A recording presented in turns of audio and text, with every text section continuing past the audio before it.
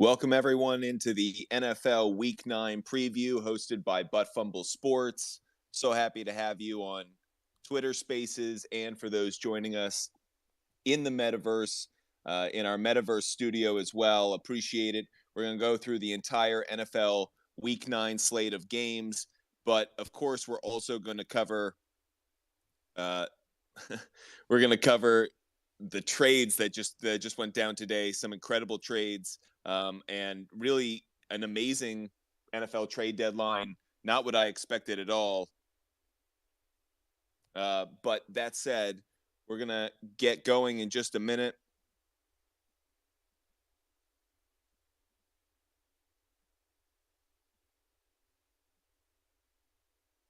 Just getting Blease and Dennis up here as well.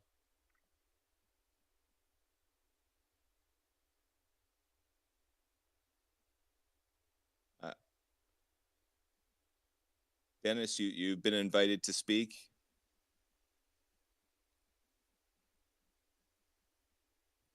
Blease, hope you're doing well. What's good? Dennis may have to leave the space and then try coming back on. But we'll give it a try now. But yeah, man, what a crazy trade deadline. I mean, wow. Have you started to hit on that yet? Of these like line movements? I know we were updating some graphics and stuff because some of them did sway some lines.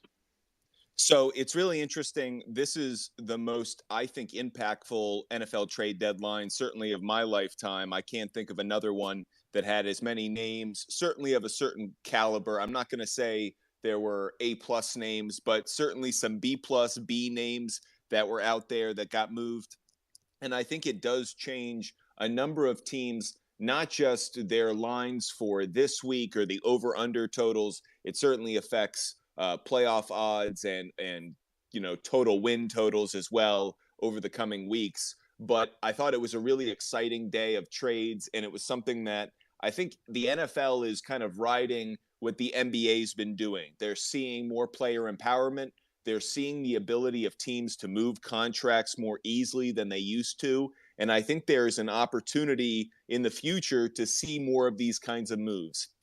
The offseason, free agency, they've turned that into its own spectacular event. I think the trade deadline can also be that. Obviously, this comes with expanding the playoffs. When you have an extra playoff spot, more teams are in contention, more teams are willing to move contracts or to make moves to try to get better. One of the interesting things about today is it wasn't all about teams trying to get better this year.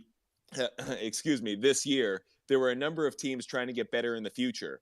I think of the Jaguars trying to get better next year, adding Calvin Ridley. Hopefully he can return. You also think of the Bears adding Chase Claypool, which I thought was a really interesting move, but a move they're definitely making for the future. Reaching out to those in the audience. Dennis, how you doing tonight? What did you think of the trade deadline?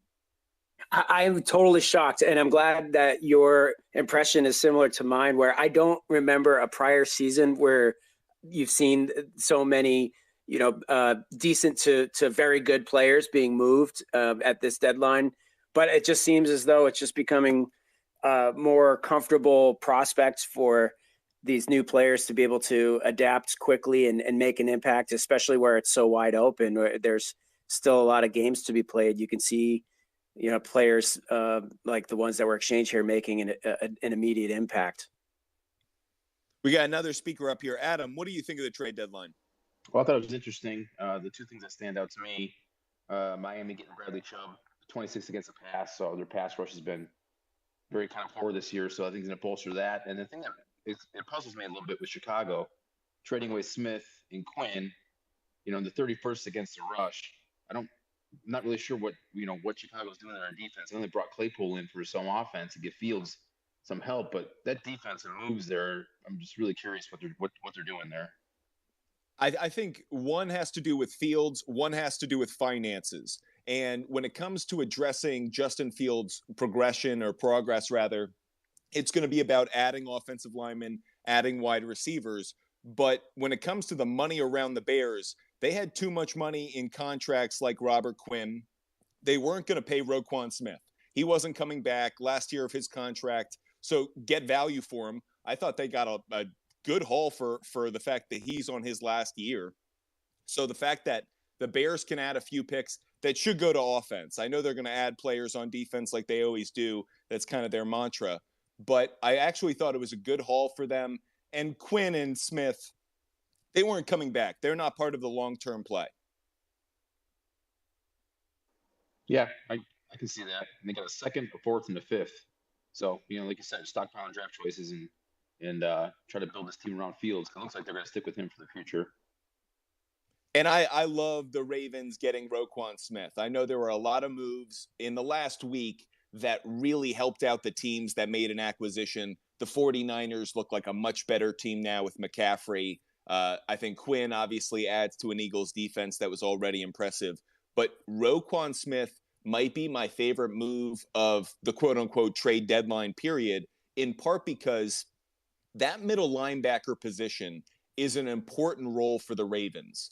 And Patrick Quinn's just not as good a linebacker in that role. He's better as the heat-seeking missile, almost Terrell Suggs style linebacker, I think way more than the signal caller, the one who's going to try and stay true to that middle of the field and really anchor things. It's what Roquan Smith actually does so well. It's one of the reasons he leads the league in tackles. So I love that move. It's classic Harbaugh, classic Ravens.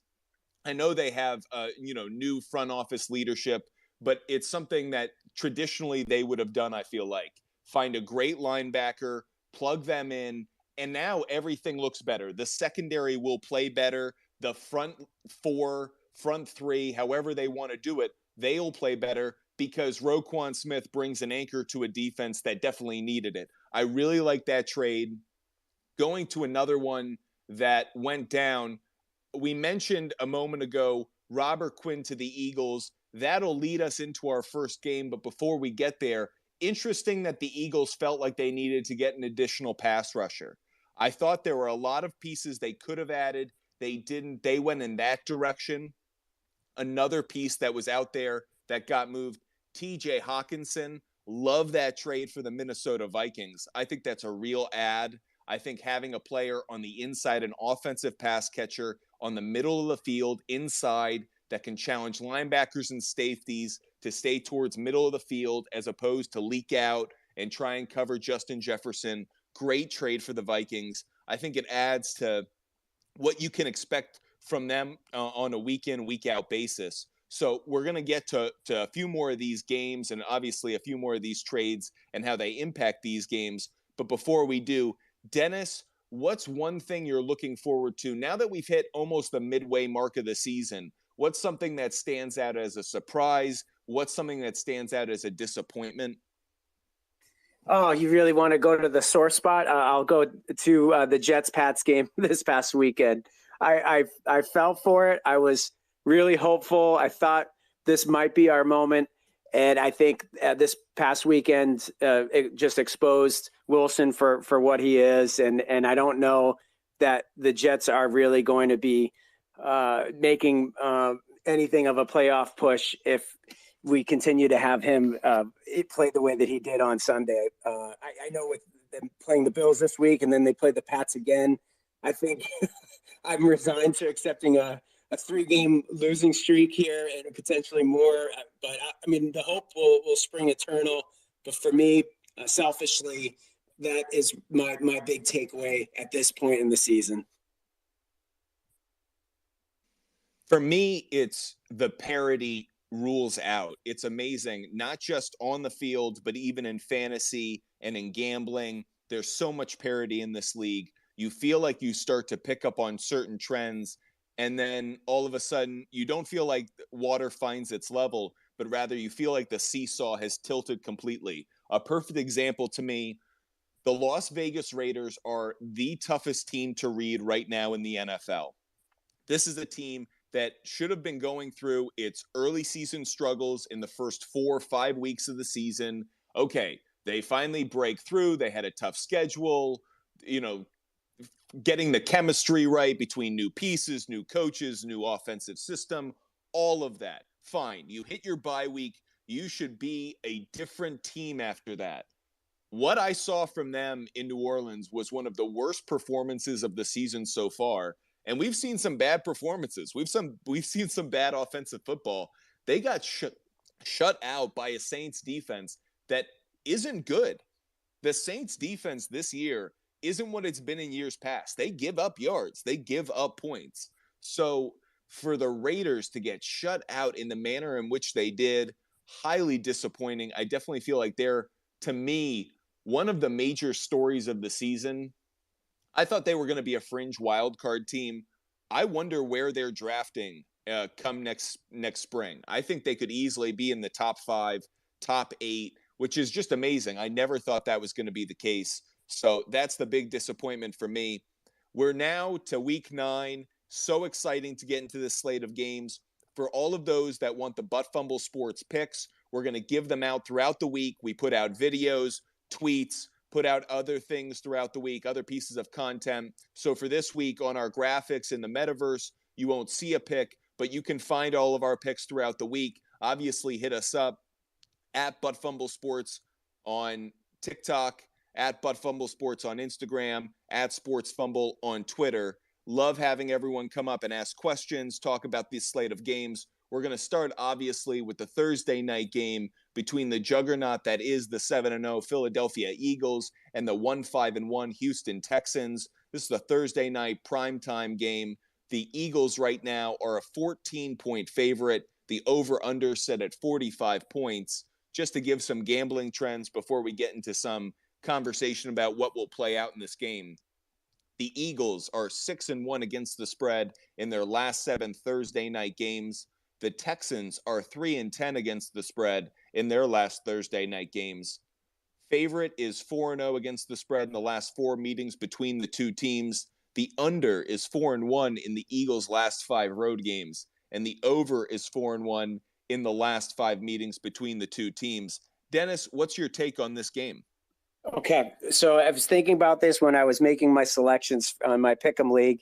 I know I'm going against the public opinion. I think 66% of at least my league and whomever's invested in that are going with Philly. So I'm going to play a little bit of the voice of the contrarian, and that would be the Eagles when they aren't playing at home. They seem to win with a much smaller margin of victory. So I hear you on the statistics you just rattled off, but I think the passing D by Houston is much better. As compared to the rush, I think they're giving up the most rushing yards per game against opponents, and overall total yards, I think they're 30th in the league, but their passing D is much better. So as much as I think Philly's a lock to win, I think it'll be closer than we expect, but perhaps this will just be something we come back to or say you should have looked at the statistics. But I would take Phillies with the money line, but I think that Houston's going to actually come through and cover here. It's been a crazy couple of weeks. We've seen a lot of these wide spreads the last few weeks, and it's getting harder and harder to bet them because you're validated by Bills-Steelers game in which Buffalo covers, and then you feel stupid when the Bucs lose to the Panthers despite having that massive spread. And so the more data you receive, it's sometimes harder because you fall back and forth. One thing I have to go back to when I think about this game is what I've seen from the Eagles in terms of their ability to score early. They are a dominant second quarter team. They score a lot of points early in this game. If there is a play you want to make, and this isn't a great game to bet because the money is not necessarily in the bettor's favor, one bet that you may want to consider is taking the Eagles to cover early, get out to a big lead, and then maybe they just kind of take their foot off the gas. That's why, can the Texans cover? Absolutely. It might be a backdoor cover as they put up some late garbage time scores, and all of a sudden you feel stupid for taking the Eagles by such a wide margin. But if you take them in the first half, that might be the much better play. So I would definitely look for the Eagles to cover in the first half, look for what that money line is, and look for what that spread is. As for the overall game, I am leaning towards Philadelphia. covering minus 12.5. I definitely think that's a potential play I feel good about. Only in that, again, I think the Eagles know what this game's supposed to be. This is supposed to be almost the tough practice before a bye week. And yes, the Texans are a pro football team. They have played competitively in a number of games this year. You should not overlook them if you're the Eagles. But I think if the Eagles come out and almost Tyson them, throw some early haymakers, try and knock them out in the first round, and then they can relax in the second half, that's going to be their angle. Will that be how it plays out? I think so, because the Texans don't really have a defense. They're terrible against the run. The Eagles are great against, as a running team, running offense, obviously led by Hurts. Look for Miles Sanders to put up big numbers as well. But that's kind of where I'm leaning. As for the over-under, that's something I don't want to touch. If I had to pick one right now, I'm leaning towards the under simply because the Eagles defense is so strong. I think it will suffocate Houston's offense. Under is 4-1 on the road in the Eagles' last 5 games, as I mentioned a moment ago. That's definitely where I'm kind of leaning towards. Dennis, do you have any fantasy focuses in this game? I think that the running backs for Philly are where you're at precisely for the reasons you just mentioned. But if they are protecting a lead, you can see them wanting to kill the clock in the second half in particular. So whether that's Miles Sanders or if they actually give Gainwell time to spell Sanders, you might be, if you're looking after you're filling out your roster on a DFS league, for example, and you only have a few bucks left, you might be able to afford Gainwell. If you're in one of the competitions where Thursday night games are included. If you're just doing a one-off with the team captain and whatnot, I think both Sanders and Gainwell might be worth a look and as a combined two-headed monster. Adam Lope, if you want to get in on the conversation, feel free. Either raise your hand or just jump in now. But we're going to shift. If you don't, we're going to shift to the next game that we have. Oh, Adam, jump in on that last game. Yeah, real quick. I think you hit the nail on the head there. I think Philly jumps out to an early lead and sits on it. So I have a slight lean towards the under. But the one play I like in that game is Jalen Hurts under 40.5 rushing yards. He's only gone over that total 3 times this year. And I don't see Houston putting enough pressure on him, forcing him out of the pocket to make plays downfield. So I would lean towards the under, and I would play Jalen Hurts under 40.5 rushing yards. That's interesting that you like Jalen Hurts under the rushing yard total. I think that also plays into my theory of if the Eagles get out to that early lead, that might give them the opportunity to kind of take their foot off the gas. Why are they going to put Jalen Hurts in harm's way in the second half? They'll give it to Gainwell. They'll kind of spread the ball around, make it a big Miles Sanders game. That means Jalen Hurts, to your point, throwing it less, which ultimately means he's running it less because he doesn't have to scramble out of the pocket. So I actually think that's a great play. And I think that's one in which public money may come down on the over in that because they just naturally think, oh, Jalen Hurts, a defense that doesn't give that allows a lot of rushing yards. This is a great play. But to your point, there's a little bit more to the numbers there. That might be a great bet. Moving on to the Buffalo Bills. Go ahead. Yeah, I just want to ask people to tweet out the space if you can. The little blue button on the bottom right. It does help the algorithm push it out to more people. We can get more people involved and just tuning in, and that we're also in the metaverse breaking this stuff down. So just want to let peeps know. Blease, Adam, Dennis, and Lope, appreciate you joining us. Obviously, appreciate everyone joining us in Spatial in our Metaverse Sports Studio.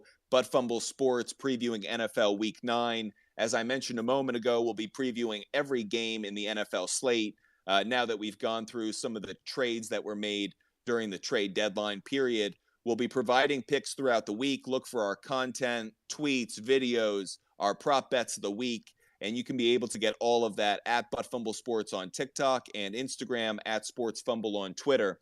Moving to Sunday at 1 p.m., Buffalo Bills 6-1, New York Jets 5-3. This is on CBS. Buffalo is a 13-point favorite despite being on the road. The over-under set at 47 points.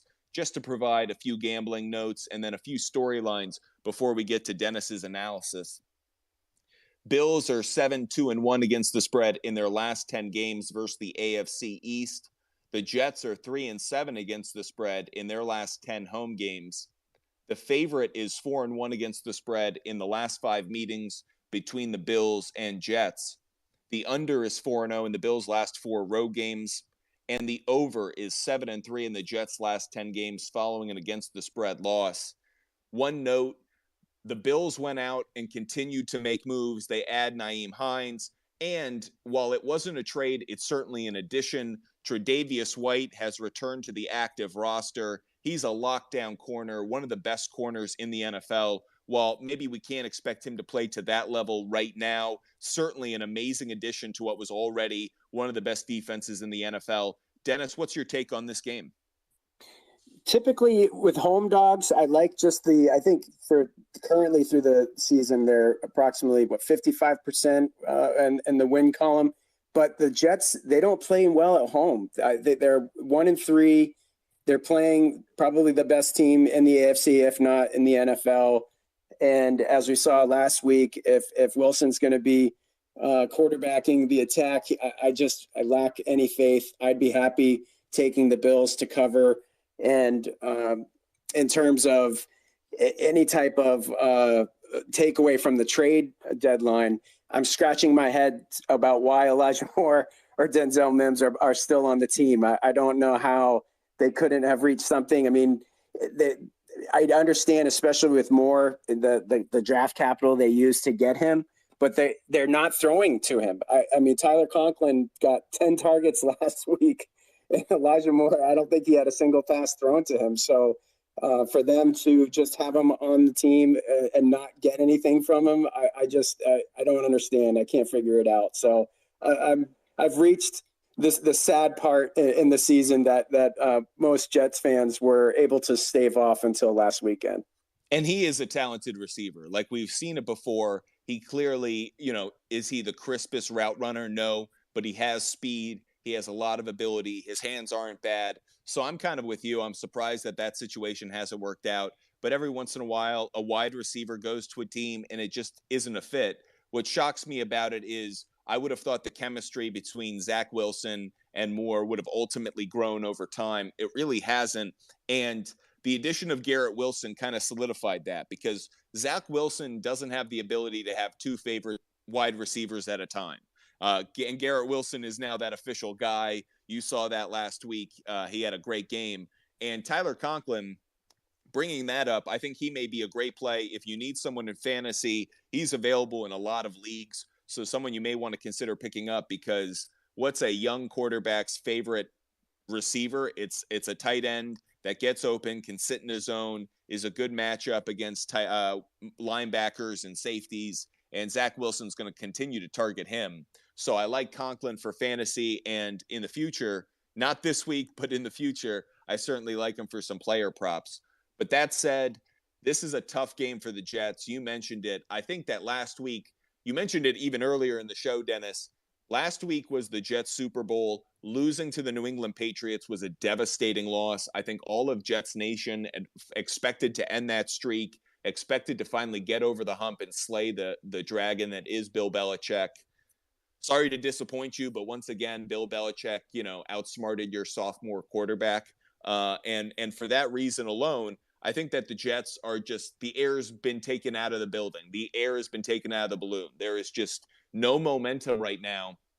Combine that with the injuries. You lost Breece Hall, you lost Elijah Vera Tucker, and now you lose to the Patriots. I just think the dominoes are falling in the wrong direction for the Jets. And now you have the juggernaut that is the Buffalo Bills coming to town. And I know there isn't an actual rivalry between these two teams, but I think right now the Buffalo Bills are on stampede mode. They just want to crush everyone. It is a little similar to what we saw with the Patriots in 2007. Not that the Bills are of that quality, but it is, we want to destroy teams. We want to set a standard. We want to beat teams. We want to pummel them. And I think the Jets are in that mode right now. I think the Jets are going to come to town and they're going to be aggressive. So I wonder if Robert Saleh... Sorry, the Bills. Thank you. I wonder if the Bills are going to be able to actually the Jets are going to be able to put together a game plan that's going to limit the Bills, because I think the Bills are going to throw a lot. I think Sauce Gardner's going to be tested. We're going to find out if he's for real. Put Sauce up against Stephon Diggs. That's going to be one of the matchups of the week.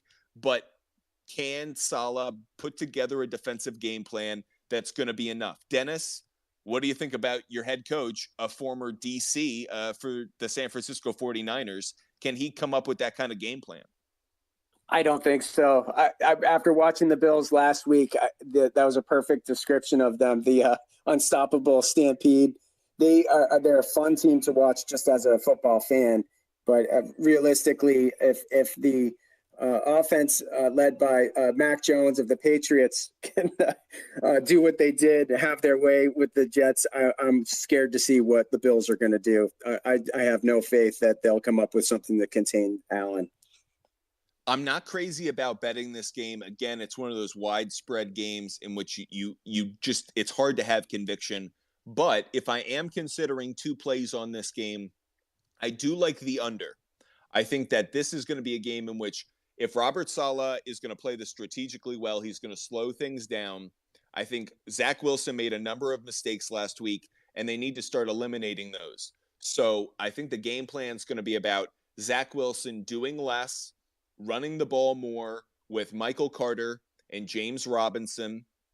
I think they're going to try to obviously shorten the game. I think that plays to the under. And on the other side, I think the Bills' defense is so good, it's going to be hard for the Jets to just put up points in general. So right now, the over-under for this game is set at 47 points. I think that's a little too high. I think that suggests Josh Allen and Zach Wilson are throwing the ball around a lot. I don't see that happening in this game right now. So I'm leaning towards the under. I am considering the Jets if I get them by better than two touchdowns. Right now, the line is set at Bills minus 13. I'm going to buy the 1.5 as Butt Fumble Sports does so often. And I'm going to take the Jets plus 14.5 for now. But if that line moves a little bit, if public money comes down on the Jets because they like the underdog, I will look for another way to get Buffalo because I do think they're going to win by double digits. But 2 touchdowns, that just seems like a lot on the road. I know I could be leaning into what the trap Vegas is setting, but that's where I'm thinking about it. I'm not putting down any money right now, but something I'm certainly considering. Dennis, are there any fantasy plays in this game that you're thinking of? And Adam and Lope and Blease, feel free to raise your hand and I'll get to you right after Dennis. I'm going back to Conklin, especially if, like me, you have a tight end on a bye. Would we have 6 teams not playing this week? So I imagine people are hurting for tight end. If there's a way, I think in one of my leagues, he's been picked up and dropped by a couple of different teams. So I think there's a chance he's still out there. And that would be somebody who, last week with the 10 targets, I think that he is the safety net, especially where we know the defense that the Bills are going to be putting up. Conklin might be the only one to get open. Adam, what you got for us? Well, I think Buffalo starts quick. So the one thing I looked at this game was the -6 and a hook first half line. 3 of the last 4 games, Buffalo's been in the 20s in the first half. So I can easily see a 17-7, 17-3 first half and Buffalo keeping the Jets down. So I would look to the -6.5 first half line with Buffalo. Love that play. Again, if you want to get our picks throughout the week, look for our content. Adam, Dennis, Lowe, Blease, thank you for joining us and everyone joining us on YouTube and on Spatial. We appreciate it. Moving to the next game, the 4-3 Los Angeles Chargers play the 4-4 Atlanta Falcons on Fox. The Chargers are a 3-point favorite. The over-under set at 49 points. To give some gambling trends before we break it down, the Chargers are 9-4 against the spread in their last 13 road games. The Falcons are 6-2 against the spread in their last 8 games overall. If you remember, they were undefeated against the spread, and then they had back-to-back games in which they didn't cover. The underdog is 4-1 against the spread in the last 5 meetings between the Chargers and the Falcons. The over is 5-1 in the Chargers' last 6 road games, and the under is 4-1 in the last 5 meetings between the two teams. Dennis, what's your take on this game? So I've been following the Chargers a lot because they have a couple teams with both Herbert and Eckler and Everett. I don't really know a heck of a lot about the Falcons. I think I've watched the most of an Atlanta game for the first time this past weekend. I tuned into that Carolina game, and it was interesting to me because I really was not familiar with a lot of their players getting the ball, but I don't know if you had a similar reaction. Demir Bird has really been interesting to me. I feel like he's a long shot to score, but he's one of those guys that if he does get the ball in his hands, that you're looking for a potential big play. So for DFS purposes, I'm eyeballing him as well, especially if I'm running out of money towards the end of selecting my roster. He might be worth throwing a dart at for good return on investment. He's just got amazing speed, but it's always a question of if he's targeted, can he make the catch? There's always a question that's been there about his hands.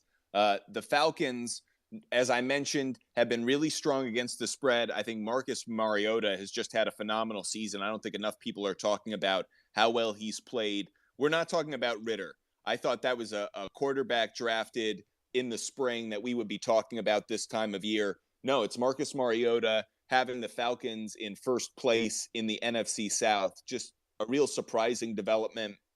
Obviously, this is a team that's also dealing with some injuries. Patterson's been out the last few weeks. They don't have Ridley because of a gambling suspension. And Kyle Pitts is at times the most disappointing player in the league, but when he makes plays, one of the most spectacular. So the Falcons are really kind of an enigma. It's hard to fathom what they're going to be in the weeks to come. But for this week, I lean towards what we know about the Falcons at home, especially against a team from the West Coast. I like the Falcons covering this game. I'm buying the 1.5 because I want to get security on that field goal. But the Chargers are playing on the East Coast in the early window. I think that always favors the home team in this situation.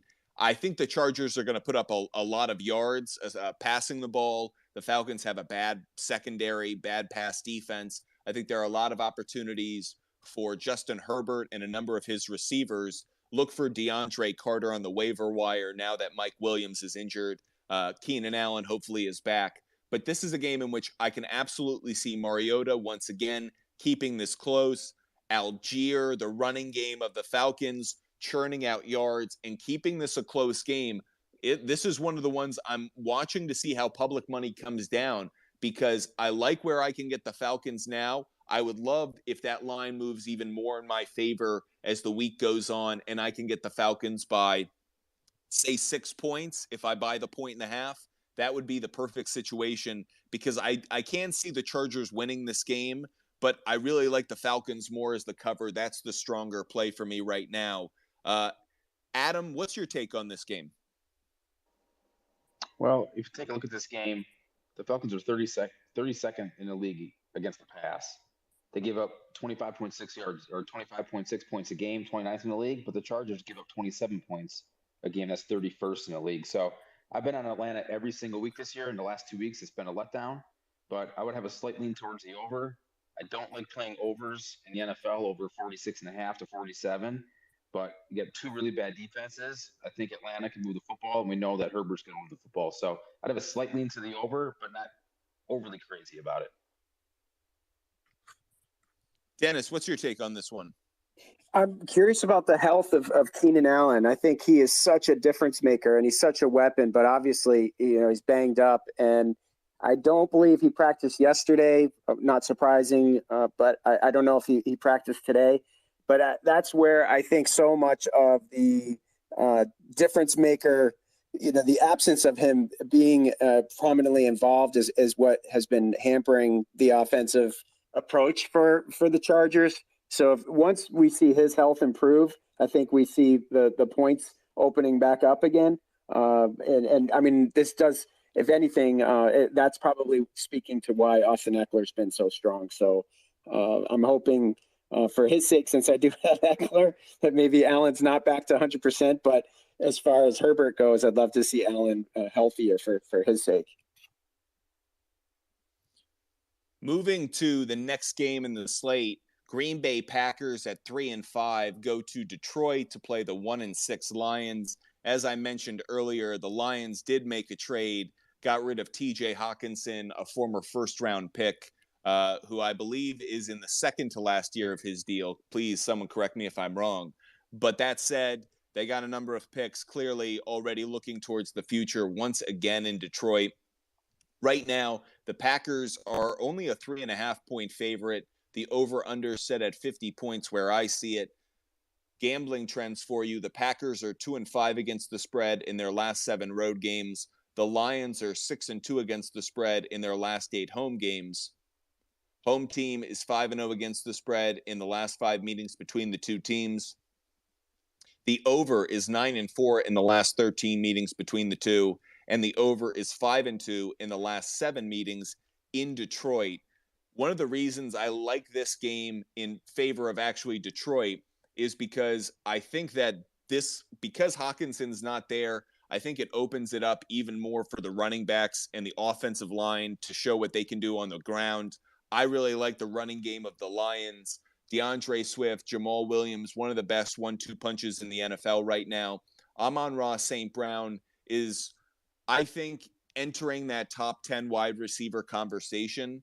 And when Jared Goff has time, with which this offensive line has provided, I think he can put up big numbers. So I like this to be a shootout game. I like this being competitive. I know that the Packers have a decent defense, but the offense right now, they're going to get some big plays because the Lions secondary is just god awful. Their defense is bad. So I do think there are going to be a lot of points in this game. I am leaning towards the over, but I think there is a Detroit Lions cover play to be had.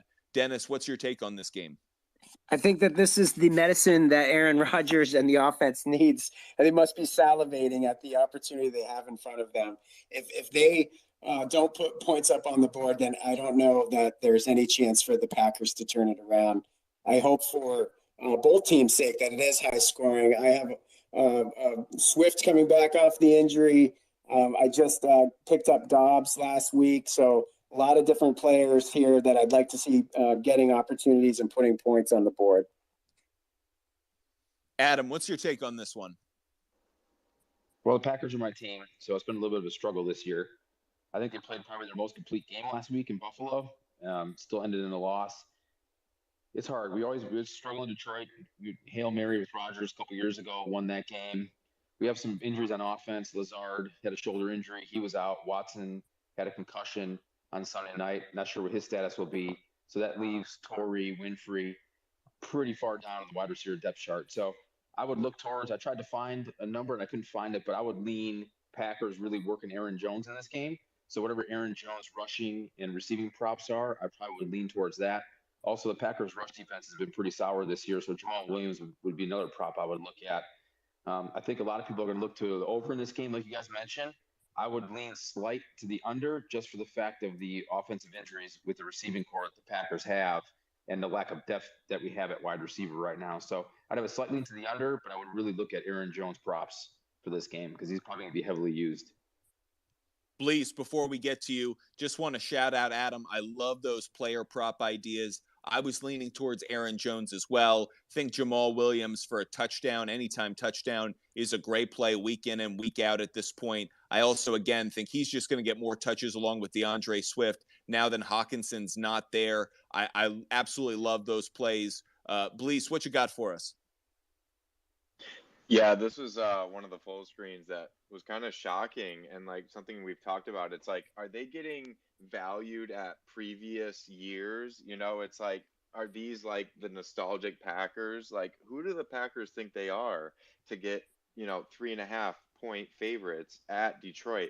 And when you look at the stats, Lions lead them in every category. Points per game, Lions. Yards per game, Lions. Pass yards per game, Lions. Rush yards per game, Lions. They like dominate in every category on offense. And so when you say that you like the under, it kind of goes to that. And I think it's going to be the Packers not being able to put up points, even though it is a bad Detroit defense.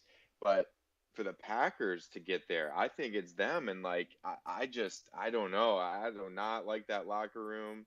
And the coordination just doesn't seem like it's there. I think Dobbs could have a big game. He did. I think he's starting to show signs of life, and kind of like Rodgers giving him that look of like, finally, you're listening to me on some of these plays. I don't know. Maybe he's getting through to them, and maybe eventually that'll happen. But I don't know. I like the Lions here to cover, and I think it could be 3 points. I first of all love the Dobbs play. I think Romeo Dobbs, everyone's been talking about him since preseason. I think you're finally seeing some of that production that he's capable of. You saw it last week against the Bills. Uh, Obviously, the disappointment of the trade deadline was the Packers not making a move. Whether that's because they're putting all their eggs in the Odell Beckham Jr. basket or not, I just thought that was a missed opportunity. I do think the Packers put up points because I think A.J. Dillon, Aaron Jones, they have good games. And I do think Rodgers he does own the Lions. He's going to put up big numbers, I think. But I do think this is one that's kind of a back and forth game, a lot of points. But I think the Lions can cover. Dennis, I know you had your hand up. What do you got for us? Just a real quick question, because I was on haunted house duty with my daughter during the Packers game last week. What was Sammy Watkins looking like on the field? Is there potential for him to get involved this weekend? I'm just curious if for a player prop with him, what your thoughts are. I mean, to me, I'm just fading Sammy Watkins in general. I know he's been a talented back in this league, but he's not someone I'm looking at. I think there's just too much risk there. There's too much unknown, whether it's by injury or lack of production or coverage. I just can't rely on Sammy Watkins week to week. I like Romeo Dobbs far better. Adam, you watch the team more closely than the rest of us. What do you think? No, 100% nail on the head right there. Romeo Dobbs is, for all intents and purposes, with Lazard being hurt, is our number one guy. And Watkins has been hurt. He only came back. He had 2 catches against Washington and only had 1 for 3 yards against Buffalo. So I wouldn't rely on Sammy Watkins much at all with this offense. And again, I want to actually get Adam your quick take on what do you think as a Packers fan of the lack of movement, the lack of action by the Packers front office?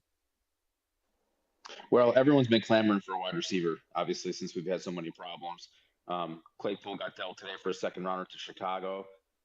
It's been kind of indifferent on the fan base of what they wanted to do there. I think everyone wants to get help for Rodgers, but they know that even if you bring in somebody right now, is it going to push us to the playoffs? And is this even a playoff team? So I think Gutekunst, who's our GM, sat idle. I think he's going to hope that Watson and Lazard can come back and put some kind of run together. But I think in the grand scheme of things, we all know this is barely a playoff team. And I'm not sure what he's going to do with the cap next year. Rodgers is going to strap our cap next year with a couple guys that are going to get paid. We paid Jones, but Gary's going to want his money. So it's going to be interesting to see what happens. But I think we all wanted a wide receiver, but I don't think there's a magic wand that we could have waved at the trade deadline to bring him in to get us to where we need to be. I get a lot of hate mail for this, but I am one of those fans that says if you're not winning a Super Bowl, if you're not in serious contention, it is better if you're moving assets, getting money off the books, and looking towards the future. I don't think the Packers are in that position because they have Aaron Rodgers, and Rodgers, Brady, both in age and in ability. If they get into the postseason, they absolutely have the ability to go off and go on a run. That said, I can't believe I'm saying it. It's Kirk Cousins and the Minnesota Vikings division to lose. And I'm surprised by that. And for no other reason than they're playing better defensively than I thought. And they're still not a good defensive team. Their offense just added a weapon in TJ Hawkinson that really does fit in perfectly with what they want to do. I think they're just trending up in all the right ways. And I think they have the Packers wounded. And I don't see the Packers going on the late season run that we've seen in years past. I think there's just reason to have doubt in Green Bay right now and reasons to be optimistic if you're a Minnesota Vikings fan. Adam, what's your take on it before we wrap up and go to the next game? Yeah, real quick. I don't have to dwell on the Packers, but I think there's a ton of talent in this defense. And Joe Barry, our defensive coordinator, has been under a lot of fire. It's real soft. And our secondary has been horrible tacklers this year. So there's a lot of talent there on defense, and I think it has the potential to be a top 5, top 10 defense in the league. But it's just not there right now with the coaching either. So that's also a big problem with the Packers right now. when your offense and your defense are scoring and allowing almost the same amount of points, it's always bad. It doesn't matter if it's because you're allowing too many points and scoring so many points or the other way around. But the Packers are in that problematic situation where their point differential isn't staggering or isn't impressively on the side of offense. And they may, again, it's one of the reasons I like the over in that game against the Lions, and I like the Lions to be competitive in that game. Shifting now to the Indianapolis Colts at 3-4-1, play the 4-4 New England Patriots on Fox. The Patriots are a 5.5-point favorite. The over-under set at 39 points. Some gambling trends before we break the game down. The Colts are 3-7 against the spread in the last 10 games overall. The home team is 4-0 against the spread in the last 4 meetings between the Colts and Pats. The Colts are 2-5 against the spread in the last 7 meetings between the two teams.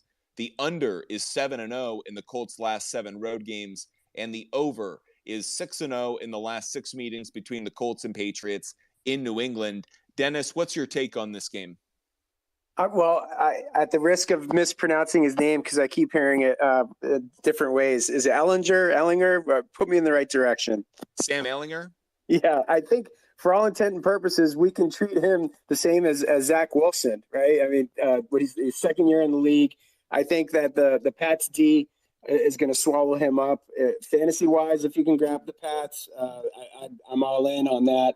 I don't have any faith in the Colts pulling off anything against the Pats this weekend. I think the Pats are reloaded and trying to seize on the momentum they've built from last weekend. Adam, I know we've worn you out with so much Packers talk, but do you got any takes for this Patriots-Colts game? Yeah, I think this is a game we just don't overthink. I took Washington last week plus the 3. Sam Ehlinger's first start at quarterback. I didn't overthink it. It's the hardest position to play in sports probably as a quarterback in the NFL. So I took Washington. It wasn't pretty, but they got it done. Now he's going to go on the road. They really have been using Taylor a whole much. Only had 76 yards last week. I think Dennis is right. I think New England takes care of business here. I think Ehlinger is a little bit above his head yet, trying to get his feet. And this line opened at 6, came down to 5.5. So I'll take the Patriots minus 5.5. Just try not to overthink it. Few things to be aware of for this game. Yes, it's Bill Belichick versus Sam Ehlinger, and even more so, the Colts are not a good rushing team this year offensively. And I think, again, we build up certain notions in our mind about what teams were. This team doesn't run the ball well right now. They just traded Nyheim Hines. I believe it's Deion Jackson is the running back who now slots up into that next role. If I'm wrong, please correct me. But he might be a nice play in daily fantasy because he might be their alternative back who becomes the pass catcher. But that said, Bill Belichick's going to take away the strength of the Colts. That's Jonathan Taylor. He's going to put the entire game in the hands of Sam Ehlinger. I like Ehlinger to throw at least 1 interception, if not 2. I'm interested to see where that player prop comes out, how much money I have to pay to get that bet. I'll take it every time. I do think this is another opportunity for the Patriots to get a win that they need. If they're going to start stacking wins together to at least flirt with the wild card, they have to win this game. I think the Colts are almost in teardown mode. Things are just bad. They need to already look towards the future. Sam Ehlinger is a sign of that. I'll move on. I know a couple of you guys wanted to get in on this. Elise, what's your take on it? Judon. I love Belichick and Judon. That combination is deadly, and it's only going to get better. And I would take him getting a couple sacks in this game because he's going to unload on Ehlinger. He's going to make him pass, putting him in obvious passing situations. And I'll just say, this is another one that the stats kind of spoke, and it's like I like this over-under. But as good as the Patriots defense has been playing, yeah, I think it's a little skewed for the earlier games, but I think they're playing better these last 3 games. But the Colts defense is better in every statistical category. And so I think it's going to be just a tough, ground and pound game where I do think an under could hit here and a lot of sacks. But the only thing that could really screw it up is a defensive touchdown or special teams. And I do think this is a game where if you're willing to take on those odds, This is a game in which I could see a defensive touchdown being scored, a pick six by the Patriots. I like your call on Judon getting a sack. I also think Dietrich Wise is someone that if you like playing, I'm not big on playing defensive player props, in part because when they give a sack versus half a sack, it's very different than going for a touchdown and going for rushing or passing yards, things like that. But if you are looking for a defensive player prop, Judon, Dietrich Wise, I both think they have the capability of getting a sack. I think Ellinger is going to throw picks in this game. I think we're all in agreement. I like the Patriots to cover this game. I'm going to buy the 1.5. I'm going to try and get them as low as I can because that's how Butt Fumble Sports does. Matthew, I know you join us regularly. If you want to jump in and join as a speaker, just let me know. But I appreciate Blease, Adam, Dennis, and Lope joining us. We're going through the NFL slate of games here at Butt Fumble Sports in our Metaverse studio and on Twitter Space. Going to the next game that we have in the slate, we're going to go over to Carolina playing the Cincinnati Bengals. What a disappointing game for the Bengals last night. An absolute dog of a performance. The 2-6 Carolina Panthers against the Bengals. Carolina is a 7.5-point underdog as the Bengals are heavy home favorites, even with Jamar Chase injured. The over-under set at 42.5 points. Some gambling notes for you before we break this game down. The Panthers are 3-1-1 against the spread in the last 5 meetings between Carolina and Cincinnati. The Bengals are 6-1 against the spread in their last 7 home games. The Panthers are 1-6 against the spread in their last 7 road games, and the under is 5-2 in the Panthers' last 7 games overall. Dennis, what are you looking at in this matchup? All I can tell you is that I can't figure the Bengals out.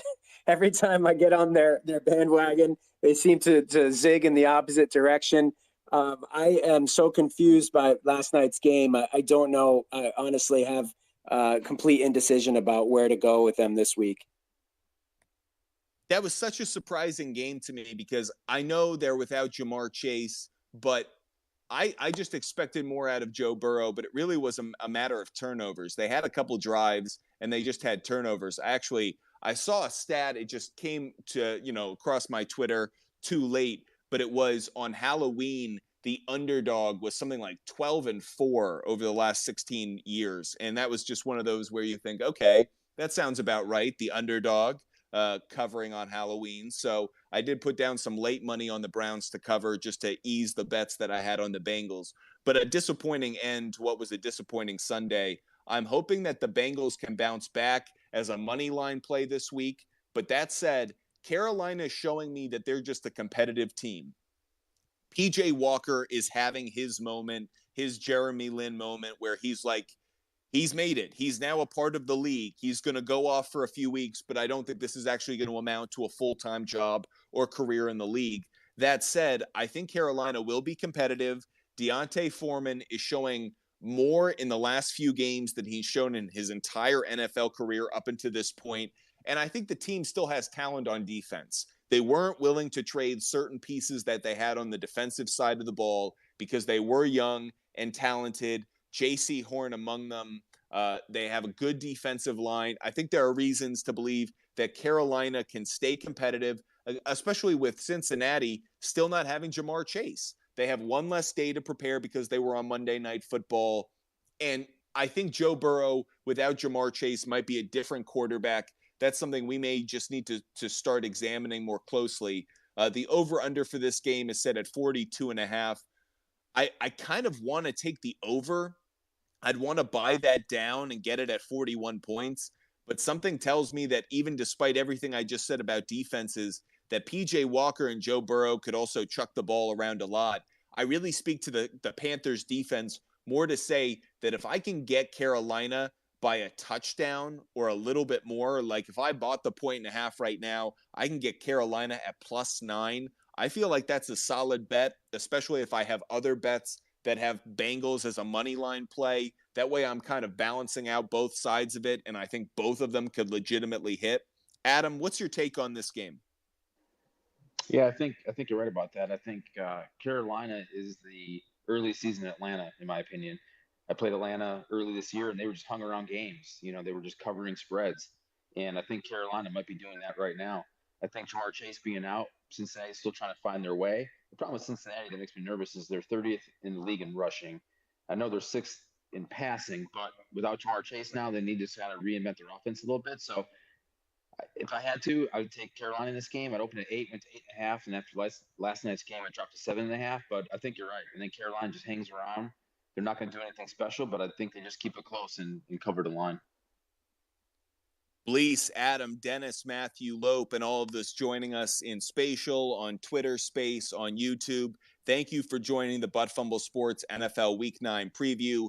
Going through the NFL slate of games, we're still covering the 1 p.m. games. In case anyone wants to join the conversation, feel free to raise your hand or just give a shout out. Would love to hear thoughts from all of you. We are going to move to the next game. Las Vegas Raiders are 2-5. As I mentioned at the start of the show, one of the most disappointing performances of the year last week against the Saints. So they limp into this game 2-5 as their record. The Jacksonville Jaguars 2-6, which for Jacksonville is right on par, but still disappointing given the promise this year with Trevor Lawrence and Doug Peterson. So two teams that have underperformed. The Raiders are a 1.5 favorite where I see it. The over-under set at 48 points. Going through some gambling trends, the Raiders are 2-5 against the spread in their last 7 meetings with Jacksonville. The Raiders are 1-4 against the spread in their last 5 road games. Jaguars are 2-6 against the spread in their last 8 home games. The under is 5-2 in the Raiders' last 7 road games, and the under is 5-0 in the Jaguars' last 5 home games. Though those last 2 trends really stood out to me in just preparing to talk about this game. The under just seems to be an easy play, whether this is because the what used to be the Oakland and now the Las Vegas Raiders have to travel east to Jacksonville and play in that early 1 p.m. window, or whether it's just because it turns into a sloppier game playing against Jacksonville and what is at times a decent defense. The under seems to be a good play in this game for me, especially since right now the over-under is set at 48 points. That seems very high. I do think Devontae Adams hits his over on player props, his receptions. He had a god-awful game last week. I think there is a bounce back this week, so I am looking to get that player prop. As for the game itself, I like Jacksonville to cover. I'm going to buy the 1.5. I've pretty much told myself I'm not going to bet the Raiders on the road. They're just a bad road team this year. Until they prove me wrong, I'm going to bet against them as they are, especially when they're a road favorite. I just think that's a trap Vegas is setting every week for suckers like myself last week. Dennis, what's your take on this game? I hope I don't disappoint you with my lack of enthusiasm. The only thing that I was most curious about as looking at this game, I was trying to figure out the current odds for next coach fired, because I'm curious to know where McDaniels falls. And I know it's premature. I know it's just his first season, but I think where was there some kind of a news conference after the last game where his was interrupted? I don't know. We might not see him last the full year. I'd be really surprised if he doesn't make it. I think that they're committing resources to him. I know that this is disappointing, but I don't think he's going to get fired. I think if he does get fired, it will come in the 2023 season. That's one in which he could get fired mid-year. I think he has too much credibility within the league right now. I don't see Mark Davis making that kind of move. So Cliff Kingsbury, you're still maybe our front runner for those betting odds for next head coach to be fired. But I do think Josh McDaniels will see the year out. Maybe Black Monday comes for him like it will so many other coaches in the league. But I don't think especially mid-year, I don't think he gets fired. And if he does, he'll be hired by the New England Patriots as their offensive coordinator within at least 60 minutes. Adam, what's your take on this game between the Raiders and the Jaguars? So I had the over in the Vegas-New Orleans game last week, and New Orleans obviously did their part, but Vegas did not. And then watching that game, the biggest thing that stood out to me was the offensive line for Vegas. They are god-awful, and Derek Carr was running for his life the whole game. So looking at this game, I know Vegas comes to New Orleans, goes back home, comes back to Jacksonville for this game, and Jacksonville was over in London, coming back for this game too. But slightly towards the under, like you mentioned, but I'll take Jacksonville in the points. They're 12th in the league against the rush, which means that probably force Oakland to pass a little bit more. And just for the simple fact of watching that offensive line last week, I'll take Jacksonville in the points. And while I know it doesn't impact this game, it is noteworthy. A major trade earlier today as Calvin Ridley was traded from the Atlanta Falcons for a couple late round conditional picks to the Jacksonville Jaguars. He is sitting out the season, suspended for what I believe is gambling. I can't believe he got suspended for it, but yeah, gambling. That's why he's out for the year. But when he was on the field in the past few years, he was one of the better receivers across the NFL. Jacksonville hoping to pair him with Trevor Lawrence in years to come. Moving to our next game on the slate, the 6-1 Minnesota Vikings play the 4-4 Washington Commanders on Fox. It is the return of Kirk Cousins to Washington. He comes in as a favorite and the top dog right now in the NFC North. He also comes in with a new tight end as TJ Hawkinson was acquired earlier today. The Vikings are 3.5-point favorites. The over-under set at 43.5 points. Some gambling trends before we break the game down. The underdog is 8-3 in the last 13 meetings between the two teams. The Vikings are 2-5 against the spread in the last 7 road games. Commanders are 8-3-1 against the spread in their last 12 games on grass. Over is 10-4 in the Vikings' last 14 road games, and the over is 6-1 in the last 7 meetings between the Vikings and the Commanders. I saw, Matthew, that you jumped up here to speak. I'll let you go first. What's your take on this game? I'll kind of dovetail off what I said last week. This is definitely a different Vikings team than in past years. I really do think that Kevin O'Connell's simply running a different ship over there. You had Zimmer historically, who was this defensive mind that could never really get anyone going, and now O'Connell's really just set a different standard. I do like the Commanders to cover. If it's at 3.5 right now, they have the hook. They're home. Vikings going on the road. They historically play somewhat poorly against some of these NFC East teams. They're notoriously horrible against the Eagles. I do still think we're the better team here. I think that our offense is simply better than the Commanders. And again, I am a huge Vikings fan. I try not to take a biased look. So I'm taking Vikings probably on the money line here. We'll get to Adam, who's a Packers fan, in a moment, and that way we can have you guys duke it out for who gets to stay in the Twitter space. But for this moment, I do want to touch on one point you made. Taylor Heineke is 2-0 in his starts, and to me, he is a great quarterback when it comes to the cover. He's not necessarily going to win all the games that he plays in, but he is a guy who naturally competes. He's someone who struggles until the last whistle, and somehow he rallies his team around him. I think he makes Terry McLaurin a better play. I think he makes the Commanders a better play in terms of covering the spread. I even like the over more because he's in there. But Kirk Cousins, to me, I think the weapons that the Vikings have now, I'm really interested to see how Dalvin Cook now fits into the offense. He's the only piece right now where I'm kind of wondering what his production is going to be like.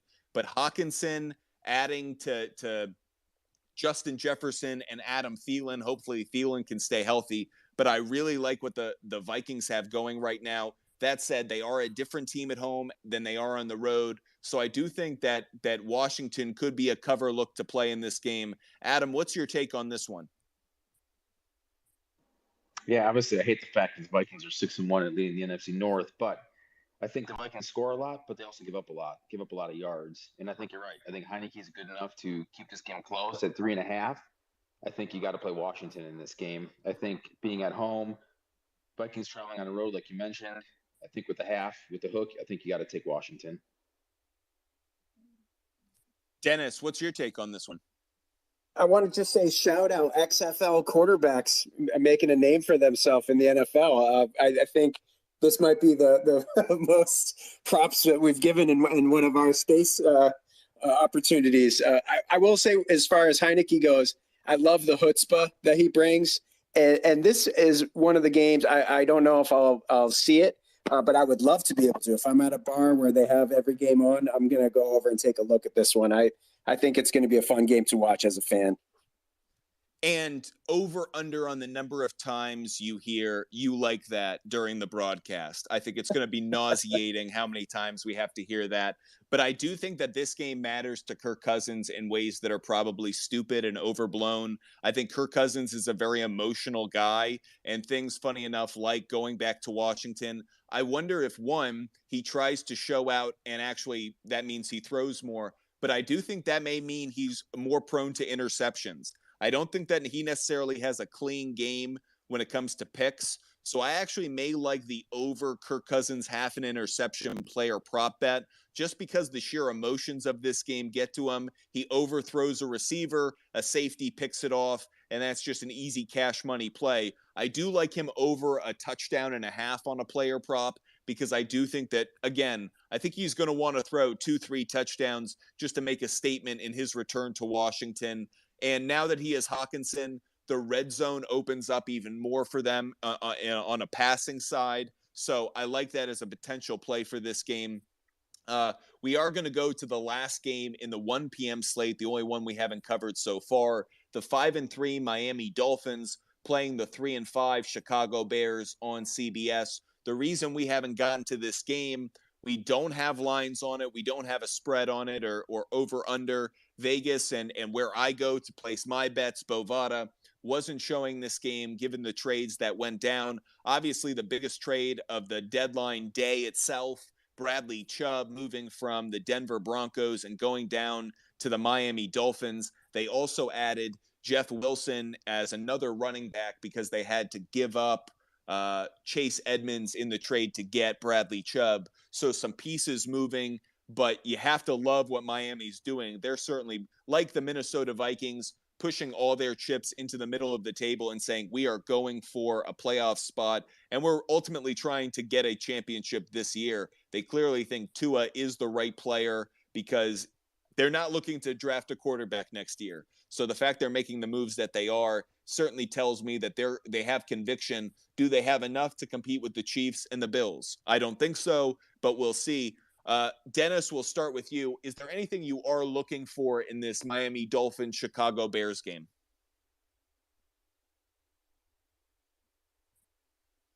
Oh, Dennis has been switched off to a listener. I don't know why. Adam, how about you? What are your takes in this game?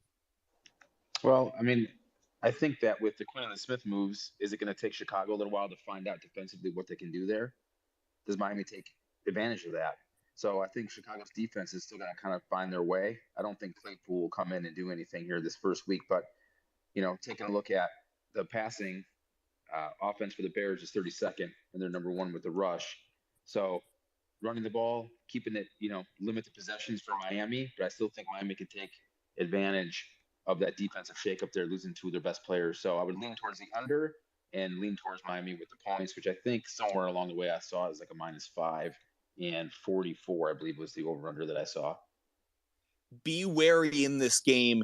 The Bears are not a good team at stopping the run. They're actually decent at stopping the pass, or at least they were before they traded Robert Quinn and Roquan Smith. Who knows what they are on the defensive side of the ball. But when we've seen the Miami Dolphins on grass, they're actually a much different team offensively than they are on turf or on, the speed track that you saw in Detroit.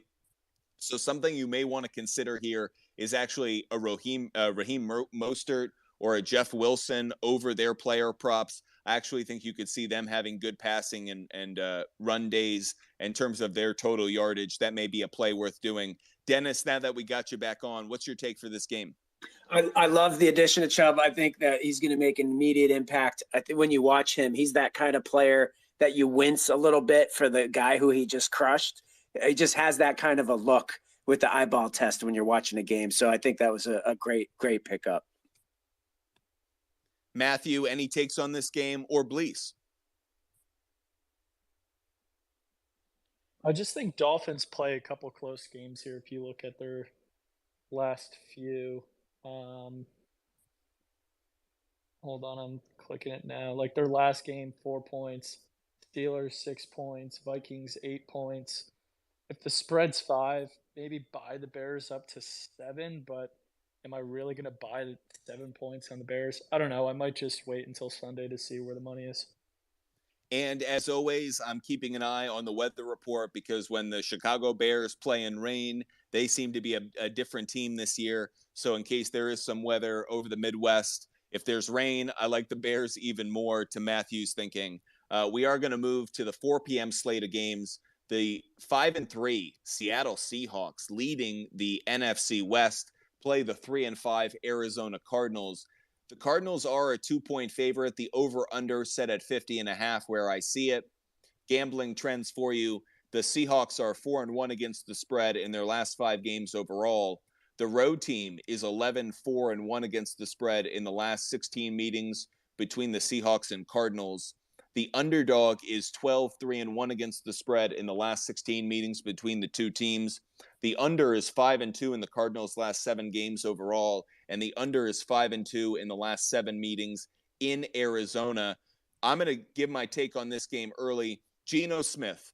Geno Smith is impressive. He is week to week proving to be a top 10 quarterback consistently. He's got a decent arm in terms of how far he can throw it, in terms of speed, in terms of accuracy, but more importantly, he's playing within himself. Kenneth Walker, the third, looks good. The offensive line looks good. The additions that this Seahawks team made in the draft were spectacular. This is a much better Seahawks team than I expected them to be.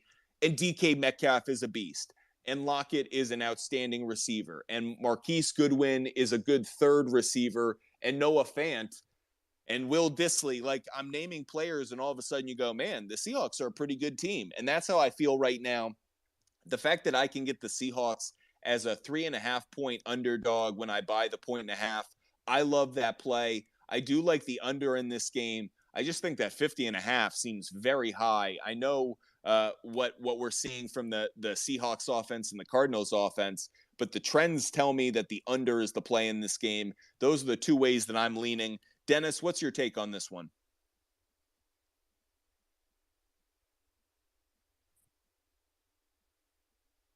Dennis, we'll come back to you. Adam, what's your take on this game? So with this game, if you look at the stats in this game, Seattle and Arizona are very similar, both sides of the ball, offense and defense. I think Arizona and Kingsbury and Murray are a little bit of a disarray with each other. The one stat I look at this game is if it does go a lot of scoring, which 50.5 is a lot of points. I agree. Like I said, I don't like betting much over 46.5 to 47 in these NFL games. But the one stat I do look at in this game is Seattle offensively is 10th in the league at third down conversions at 42.4%, and Arizona is 27th at 33.9. So to me, that says conversions, keep the ball on drives, sustain drives, score more points. Give me Seattle with the points. Love it. Matthew, what are you thinking about this game? Well, so these two teams played earlier this year.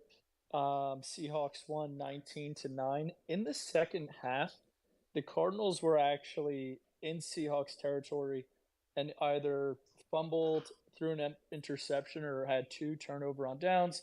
They also had a fumble return for a touchdown. So they were driving a couple different times and then ended up shooting themselves in the foot.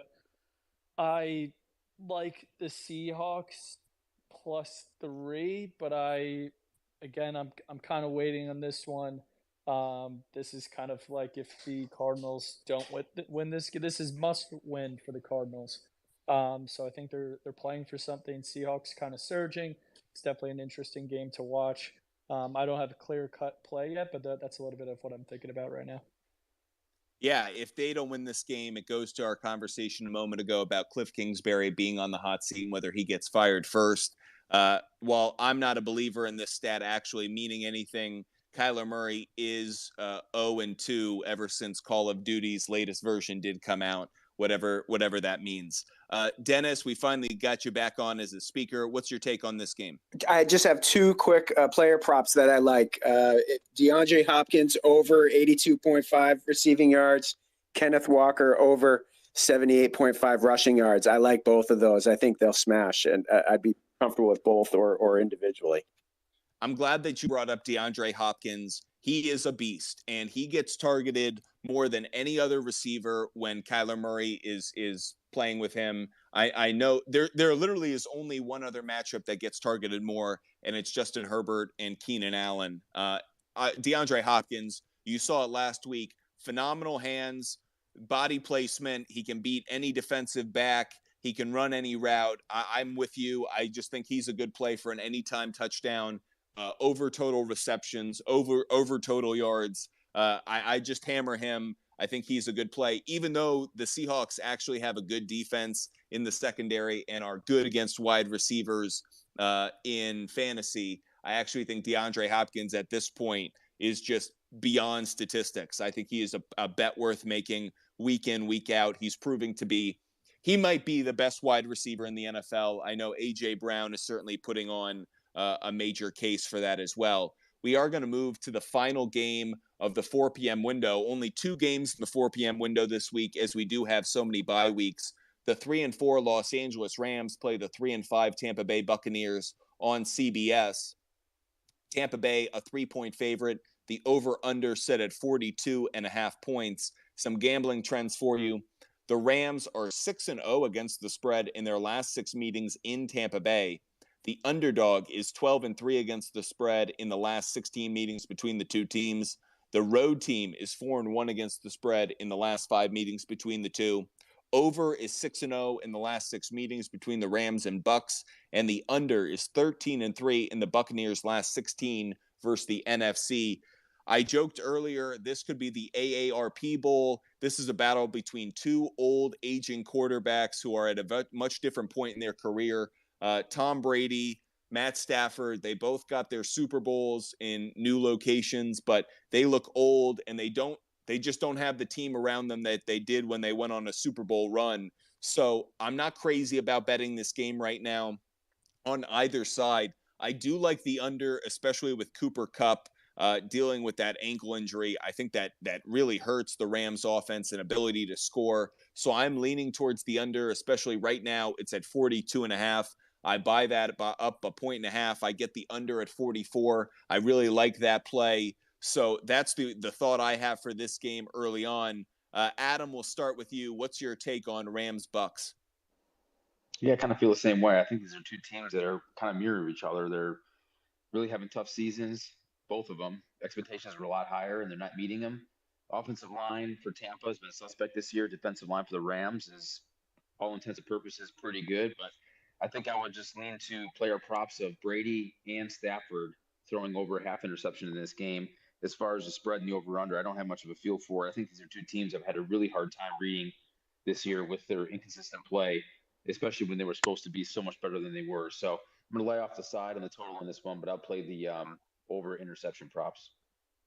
I do think that the Bucks getting the extra time being on Thursday Night Football is one reason that I would believe more in the Bucks and maybe a few of the player props in their favor. Just getting extra reps with Brady. He announces the divorce. He flushes that. He's now moved on. He is now about football. He is now all about the Buccaneers. That is the most important thing in his life, starting right now. So I'm hoping that since that game against the Ravens, that he's kind of recommitted to this team. And I'm hoping that they've just had some good days of practice, because I'm also with you. I think the over-under interception for Matt Stafford, go over. I know he missed on that last week, which was a shocker, but I can't see that missing 2 weeks in a row. So I'll take Stafford over half an interception. Brady, I don't feel as confident about. It's interesting that you went with that one. I actually like him to have a better performance in this game. But at this point, it'll probably be plus money because it's Tom Brady. So it may be a good bet in terms of odds. Matthew, what's your take on this game? I'm not going to say much here. I'm going to fall in line with the trends. And if the Rams are 6-0 in Tampa, that says a lot. I agree with everything everyone's saying. It's pretty sad the way these 2 teams performed, and they're both playing extremely poorly lately. So, yeah, I guess go Rams, but not loving this game. Love the enthusiasm, though, Matthew. You're bringing it hard tonight. Dennis, what's your take on this game? Feel it. I think Matthew, it was on point. Sad.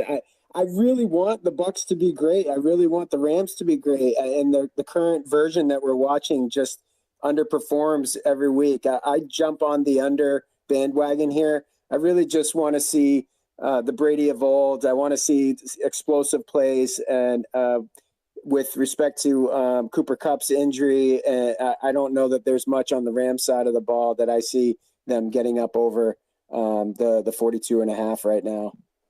A real quick poll to everyone who's listening. Who do you think needs Odell Beckham Jr.'s services more right now? The Los Angeles Rams or the Green Bay Packers? We'll start with Dennis. Who do you think needs them more? Oh, that's a good one. I think I'd lean towards Rams, especially with Cooper Kupp's injury. I think we don't know how long or how serious that will be, so that depth would be critical. Adam, what you think? Well, I'm going to say the Packers because I think that we're in a little bit better position to probably make a run for the playoffs than the Rams are right now. So I'm going to lean to the Packers on that one. And Matthew? I thought you asked Bucks or Rams, so I'm going to go Bucks. So sorry if I misheard that. Oh, no. Matthew, the question I was asking is, who do you think needs Odell Beckham Jr.'s services more right now? The Green Bay Packers or the Los Angeles Rams? Oh, definitely the Packers. Well, there you go. The Packers take that quick poll that we have in the Butt Fumble Sports Metaverse studio. We're going to move to the Sunday night football game between the 5-2, the shockingly 5-2 Tennessee Titans, and the 5-2 Kansas City Chiefs. Game on NBC. Kansas City Chiefs are 13-point favorites. The over-under set at 16.5 points. Some gambling trends for you. The Titans are 5-2 against the spread in their last 7 meetings in Kansas City. The Chiefs are 0-4 against the spread in their last 4 home games. The underdog is 5-1 against the spread in the last 6 meetings between the Titans and Chiefs. The under is 9-1 in the Titans' last 10 games on grass, and the over is 11-4 in the Chiefs' last 15 games overall. I'm going to start talking about this game first before we go to the rest of the group. I love the under in this game. I trust Mike Vrabel. I trust that he understands what he needs to do to be successful in this game, and it's slow this game down. Chew up clock, own time of possession. You need Derrick Henry to have a big game. You need, if it's Malik Willis or Ryan Tannehill, you need your quarterback to be smart, disciplined, short throws, 3-4 yard gains consistently, get long drives, keep Patrick Mahomes on the sideline. I think that contributes to the under. I think right now the game is set at 46.5 points. I think that's a little high. I'm going to buy the 1.5 and get it even higher, but I like the under in this game, and I like Tennessee to cover. I'm going to buy the 1.5 and get it up to even higher than it is right now. I'm going to get it at 14.5. And I just like that. You're giving me Tennessee with 2 touchdowns. I think they know how to be smart, control a game, play within the confines of Sunday night football. That's, a primetime game is different. How it's called is different. I think it favors in a lot of ways, actually, the Tennessee Titans. Dennis, what's your take on the Sunday night football game of the week? I like that you mentioned Vrabel. Man, he is just impressive to me. I think Sirianni's probably the contender for coach of the year, but in my opinion, Vrabel definitely deserves consideration. I have a question for you guys, and this is a little obscure. I like the player props. The over-under for receptions for Kadarius Toney is at 2.5. What would you guys take for that? I'm just curious to hear if you're going over or under. Oh, I'm going under that. I don't think he's going to be immersed in the offense that fast. He's coming off injury. I'm not as crazy about that play. Matthew or Adam, feel free to jump in on it. I would take the under as well. I think it's going to take time for him to get acclimated, and I'm also going to share some breaking news. Bryce Harper just hit a 2-run home run. Yeah, Bryce Harper just helped me cash an anytime home run for him, as well as get me closer to Kyle Schwarber over 1.5 runs, hits, and RBIs. But I also have Nick Castellanos under that 1.5 hits, runs, and RBIs because he's 0 for 9, now 0 for 10 against Lance McCullers. So if you like baseball gambling trends, you can find that on Butt Fumble Sports content as well. But we're going to stay on the NFL, speaking to the Tennessee Titans and the Chiefs. Matthew, what's your take on this game? I think it's incredibly disrespectful that the Titans are 2 touchdown underdogs. I'm going to take them plus 14 all day long. They're going to give the ball a lot to Henry. They're going to give the ball a lot to that other running back that they have. Sorry that I forget his name, but I agree. They're going to control the clock. Plus 14, hammer it. Vrabel, again, great coach. He's going to find a way keep this game closer than 2 touchdowns. Before we get to Adam, let's jump in and go to Blease. Blease, what you got for us? Yeah, I share those sentiments exactly, and I like the under as well. I think they're going to just run the ball, and I think it's really disrespectful to Mike Vrabel that they're 13 points, almost 2 touchdowns if you buy that butt fumble 1.5. And I just wanted to throw up your prop of the day on the top there if you want to check it out, because butt fumble does give out some baseball content. Adam, what you got for this Tennessee Titans Kansas City Chiefs game? So this Tennessee KC game is interesting. Opened at 10.5, got bet all the way up to 13. So a lot of money on Kansas City. I think you buy the point, get it at 14, and take Tennessee. Tennessee's defense is not bad. They're only allowing 19.7 points a game. Kansas City is allowing 24.6. But the thing I look at in this game is Kansas City's defense is 30th in the league against the pass and 3rd against the run. And I think that's no fool's gold. I think they're so good against the run because they're so bad against the pass. So I'm going to probably pound Henry here. I've been having trouble trying to find some player props on some of his late games, but I would play Henry on the over on whatever his rushing yards is, and I would buy the point to get it to 14. And like everyone said here, I think it's a little bit of disrespect with Tennessee. They're hanging in games. I know Willis is going to find his feet in an environment like that. Might be a little overwhelming, but I think that's when you lean on good defense in the running game. So buy the point and take Tennessee with the 14 and over Henry rushing yards. I do like Juju Smith-Schuster and Mecole Hardman as players that you may want to slot in for fantasy, given that so many teams are on a bye week. In fantasy, you may just need a player for the flex. You may need an extra wide receiver. I think Hardman and Juju Smith-Schuster are both players you should consider. Dennis, I know you tried to jump in earlier. What's your take? Oh, I'm sorry. Yeah, I was I think it was Dontrell Hilliard was the running back that Matthew was trying to think of. Wonderful. So we're going to go to Monday Night Football. Before we do, just to make sure you can get all of my picks, Butt Fumble Sports. We're going to put out picks throughout the week. So continue to hit us up, look at our content, check out our videos. So if you missed any of our picks tonight, obviously you can go back through the YouTube video, but you can also get our picks throughout the week. Here is the final pick of the game, or pick of the week rather, Monday Night Football between the 5-3 Baltimore Ravens and the 3-5 New Orleans Saints. Obviously, this game is on ESPN.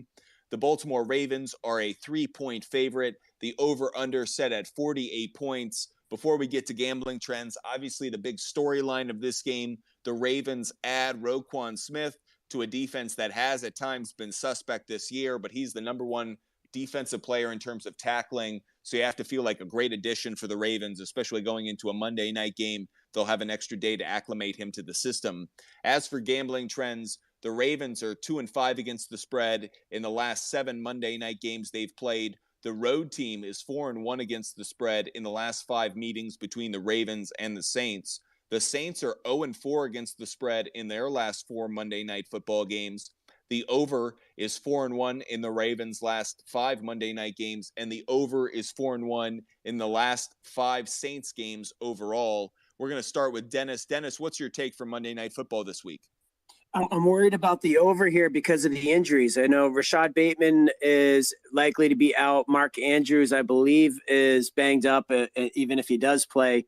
In addition to looking at the under, I think you want to take a look at people like Duvernay as a potential receiver streamer and Isaiah Likely, Andrew's backup, tight end.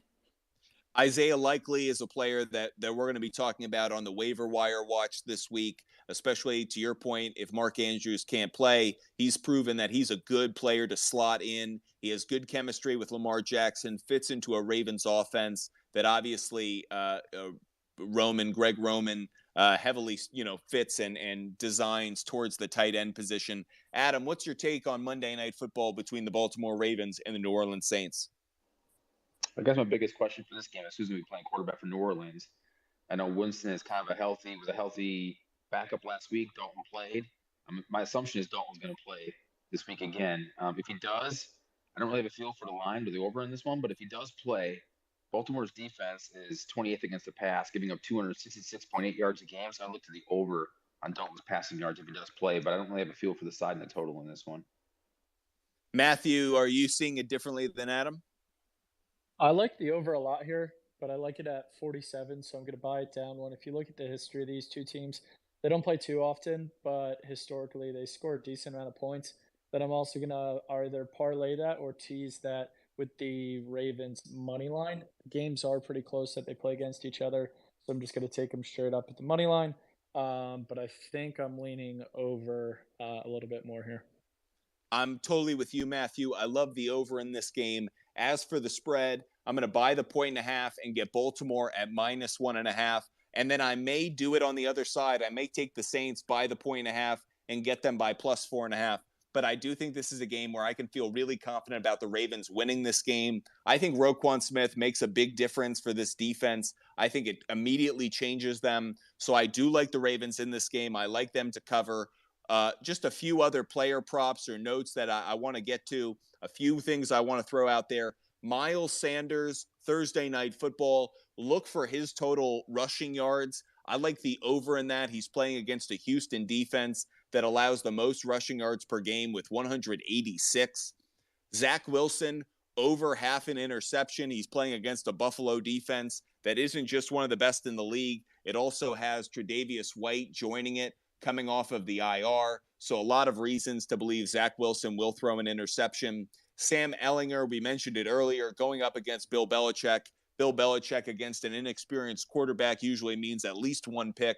So I like that play for sure. And Justin Herbert, over total passing yards. He's playing against an Atlanta defense that allows the most passing yards per game at 306.9. So a lot of good player props this week. We'll put those out. Butt Fumble Sports, at Butt Fumble Sports on TikTok and Instagram, at Sports Fumble on Twitter. You can check our content out on YouTube as well. We'll post this entire show so you can go back through, hear the picks. Thank you, Dennis, Adam, Matthew, Blease, Lope, Rod. Thank you all for joining us. We do this every Tuesday. You can also listen to our content Sunday morning, the Paper Handicappers on Twitter Spaces, but you should look for our content every day, putting out player props, gambling bets, and good plays for fantasy and the like. So check out our content. Look forward to talking to you guys either Sunday or next Tuesday, and good luck in NFL Week 9.